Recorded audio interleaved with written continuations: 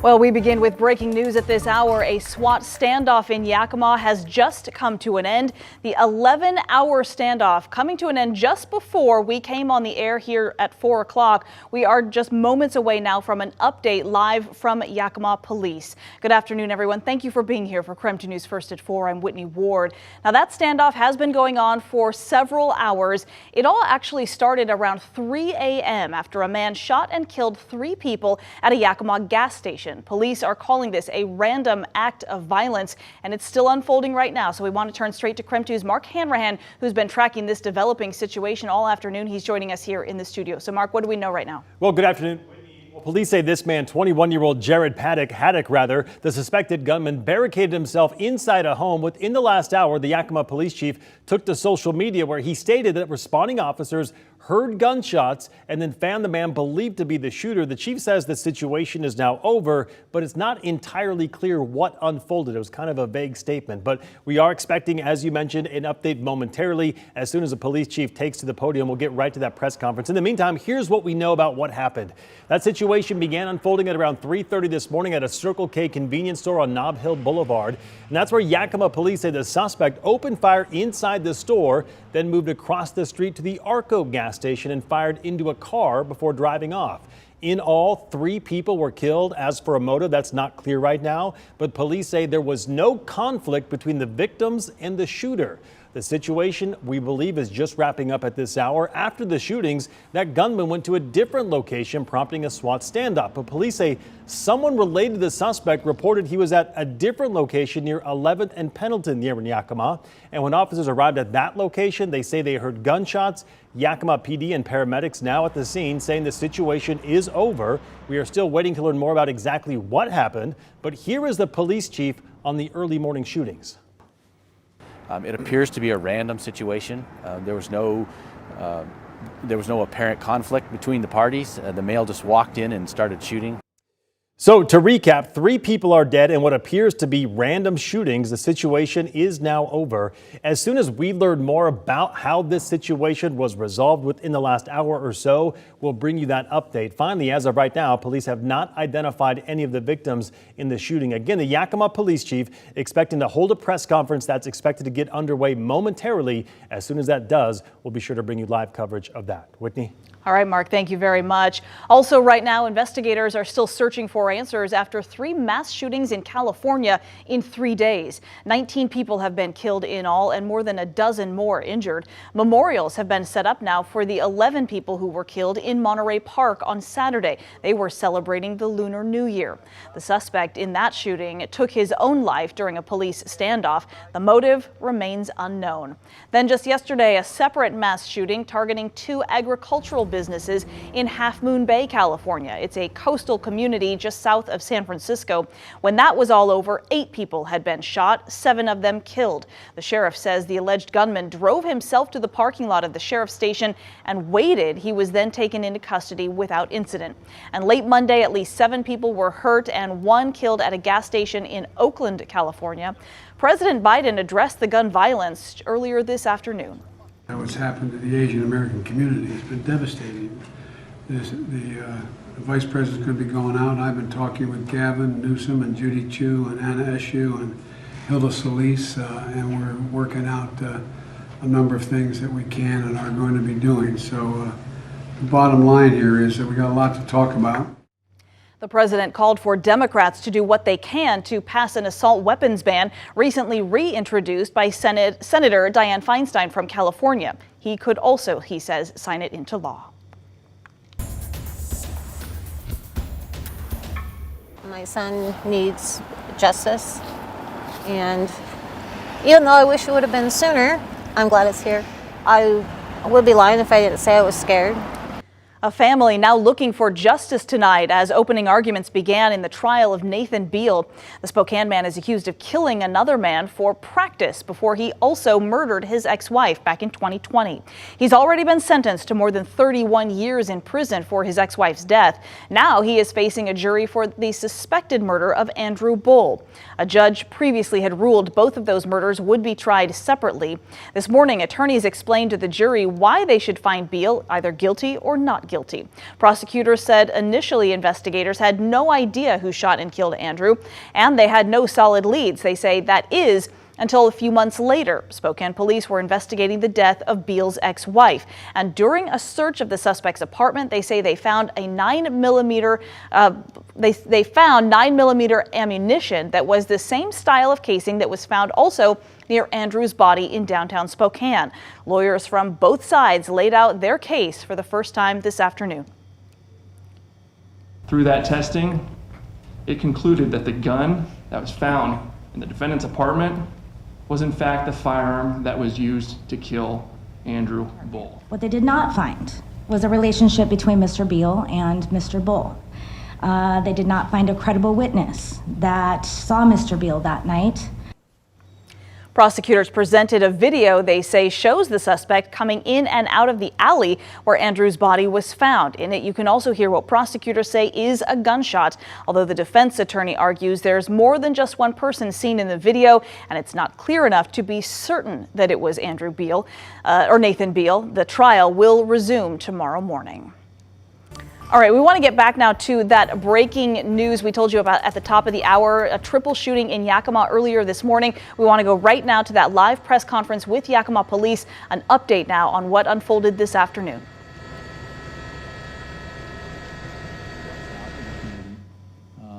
So it was the threat was never really gone, and I will go into some detail about that. And then I want to thank law enforcement, and if any of you were out at the scene, which I suspect most of you were, it's a pretty long list, but it's really, we couldn't do this alone, and it's really important, I think, to make sure to point folks out and to thank them. So Yakima Police Patrol, the Yakima SWAT team, gang unit detectives, all YPD detectives, the Yakima Sheriff's Office, Grandview PD, Union Gap PD, Moxie PD, the Washington State Patrol. Benton County actually sent a tactical team, I believe. Lieutenant, is that right? Benton County's tactical team? K9. Okay, K9 and a tactical team. Tri-Cities Regional also sent folks to help us. The FBI was very helpful today, U.S. Marshals as well. Fish and Wildlife, state parks. And then, of course, we couldn't do anything without Suncom Communication and the YSO dispatch, which helped us keep everything coordinated and working smoothly and safely. Excuse me. So with that, I think most of you have heard what happened today. I'm going to recap kind of the end of the day, and then I'm going to take questions from all of you. And then for folks watching live on Facebook, we will take questions from media. If you just type in your question and what agency you work with, organization, and your name, we'll call that out and do our best to answer as many questions as we can. But I want to start with the folks who are here in the room. But at, I think it was 2:16, Captain, is that right? 2:16 p.m., we received a 911 call. As many of you are aware, we had a SWAT call out. We had a house surrounded where we were hoping the suspect was located, but he was not. He was over by the Target store in Yakima. Could I get that map up? So we have a map here for you all to use. This is the Target store. The front faces the east, and we get a 911 call that says that the suspect had borrowed a woman's phone. He then called his mother, and he made several incriminating statements, including, "I killed those people." He made several statements in front of her that he was then going to kill himself. She then was able to get her phone and try to separate from him and call 911. I listened to that call. It's pretty harrowing, and I have to really thank her again because she was very courageous in getting us there. And so the information that she was providing said that he was near the Pizza Hut, which is on the southeast side of the Target store. Officers began immediately responding, and within minutes, the suspect was actually located right in this area near the local Roots marijuana store. The suspect apparently shot and killed himself, and that was prior to officers' arrival. There were officers who heard the shots, but no one saw him actually do that. He was pronounced deceased at the scene, is that correct? No, sir, about So medical care tried to save his life, but he was later pronounced deceased. I'm sorry? He was not. He was on foot. And we don't know how he got to this area. And that's one of the things, I'm happy to answer those questions. But obviously that drew a resolution to this to some degree. We're going to have to go through the formal process of identification, but everything that we see and what he said and what happened leads us to believe this is the same person that was involved in the shootings at the Circle K and the Arco gas station this morning. Clearly we have to have a more formal process, but I can say with pretty good confidence that we believe that this is the person who was involved in those incidents today. I briefly just want to say the family was cooperative with us all day, and we also appreciate their assistance in this, and of course, a devastating time for them. With that, I think I will just go ahead and answer questions. Yes, ma'am. Do you know if the suspect was at his parents' home at one point? I don't believe the home he was at was his parents' home. Do we know that? I think the whole family was down. Okay, so yes, we did have information that he was there. We were having trouble confirming that he was still there. And to be honest, I don't know that we could say for a fact when he left and how he left. We did have some video, but it was really grainy and difficult to discern. I will say that we obviously have to assume he's there and assume he's out and react according to both of those possibilities. So there was a long, long ordeal at the house with the hope, of course, that he was contained in the house. Emily? In the 911 call or in his conversation? All right, you've just been watching a live press conference with the Yakima Police Chief. This after a triple shooting in Yakima that started about 3 o'clock this morning at a gas station. We know that the suspect walked into a gas station. It's believed killed 2 people inside that gas station, then walked out and shot a 3rd person. All 3 of those people were killed in Yakima. All day long, the police chief has been saying they believed this was a random act of violence. That gunman then got into a car after firing multiple shots and drove away. They thought they had tracked him to another house in Yakima. They surrounded it with SWAT units. Turned out that suspect was not at that location. They just now told media that actually the suspect went to a different location, asked someone if he could borrow their cell phone, then proceeded to call his mother and made several incriminating statements, believed to be confessing to what had happened earlier this morning, and then did in fact kill himself. That person who he had borrowed the phone from is the one who called 911. This has been unfolding for hours, all day long today, as they continued to look for that suspect. At this hour, we do know the suspect in that triple shooting in Yakima this morning, that suspect has now been killed. They believe that he killed himself. So this is a developing story. Obviously, we will continue to follow it throughout the rest of the evening as it unfolds. But again, that suspect is dead. 3 people, though, killed earlier this morning in Yakima. We'll continue to have more coming up on KREM 2 News at 5 and 6 tonight.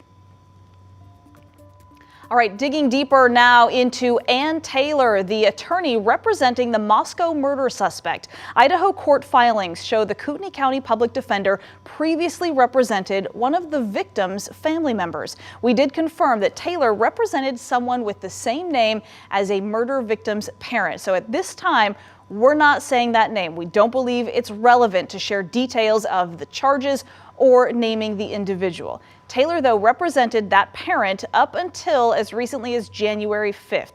Now, on this day, Taylor signed an attorney substitution to take over those case proceedings. Former criminal defense lawyer Mo Hamoudi says that potential conflicts of interest are actually fairly common out of a public defender's office.